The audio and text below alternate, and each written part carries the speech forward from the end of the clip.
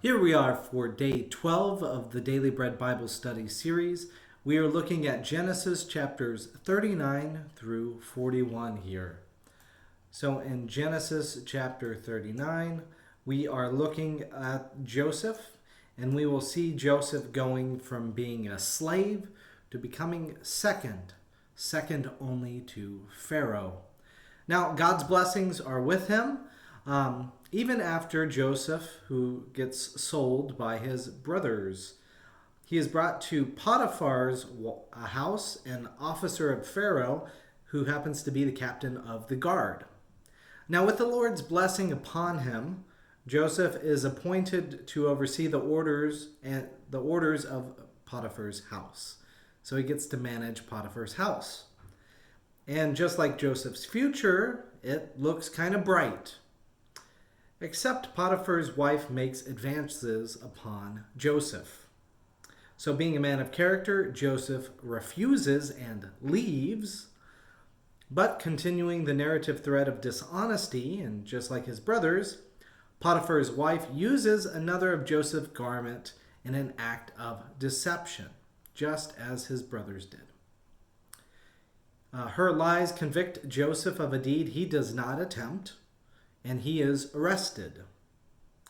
Joseph could be killed a second time, as we will see with the chief baker, but instead he is put into prison.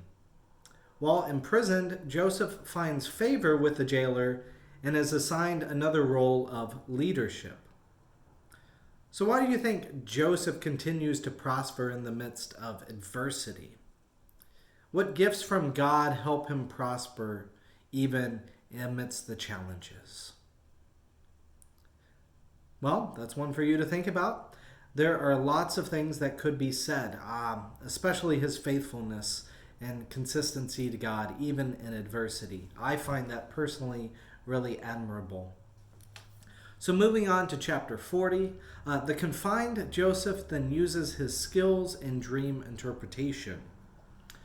Pharaoh's chief cupbearer and Pharaoh's chief baker both have dreams, and Joseph interprets the rise of the cupbearer and the demise of the baker.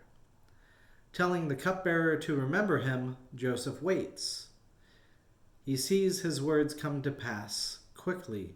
In Genesis 40, on the third day, which was Pharaoh's birthday, he made a feast for all his servants and lifted up the head of the chief cupbearer and the head of the chief baker among his servants. He restored the chief cupbearer to his cupbearing, and he placed the cup in Pharaoh's hands. But the chief bearer he hanged, just as Joseph had interpreted to them. Yet the chief cupbearer did not remember Joseph, but forgot him. So Joseph, all he asked was to remember him, to ask him to give a good favor there with the Pharaoh, but that is not something that is granted to him at this point.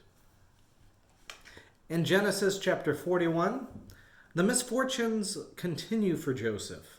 Yet this becomes part of his story and eventually his son's name, right? For the second son named is Ephraim, for God has made me fruitful in the land of my misfortunes. So the name Ephraim gets wrapped up in with this name here as well too. But chapter 41 picks up saying, after 2 whole years, Pharaoh dreamed. And Pharaoh's 2 dreams became a puzzle for him to figure out, and none of his wise men can interpret that. Then the cupbearer remembers Joseph and has him summoned. Finally, Joseph is remembered. In Genesis 41, verse 15, and Pharaoh said to Joseph, I have had a dream, and there is no one who can interpret it. I have heard it said of you that you can hear a dream and interpret it. And Joseph answered Pharaoh, it is not I. God will give Pharaoh a favorable answer. So yet again, this is another example in which God has power over Pharaoh, and God is the one in charge. Now the dream includes, in Genesis chapter 41, verse 20, the thin and ugly cows, and they ate for the first 7 fat cows. And then verse 24, and the thin ears swallowed up the 7 good ears. So this form of 7 eating the other 7. So Joseph interprets the 7 years of plenty and then this as 7 years of severe famine.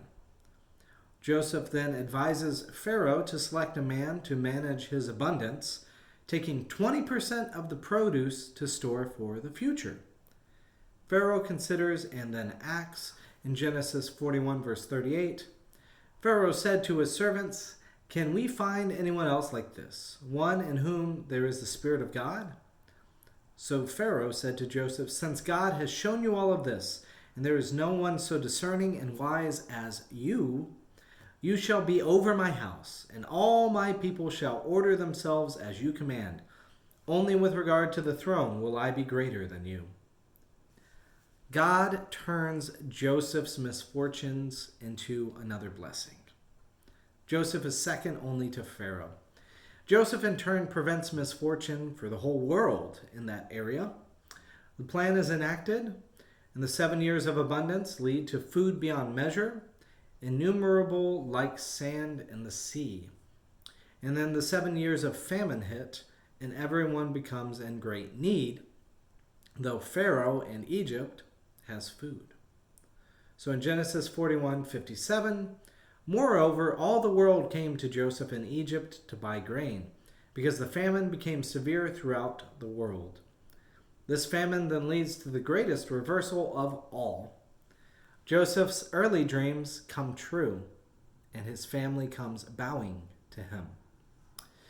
And we will get to more of that story of how his family comes to bow down before him next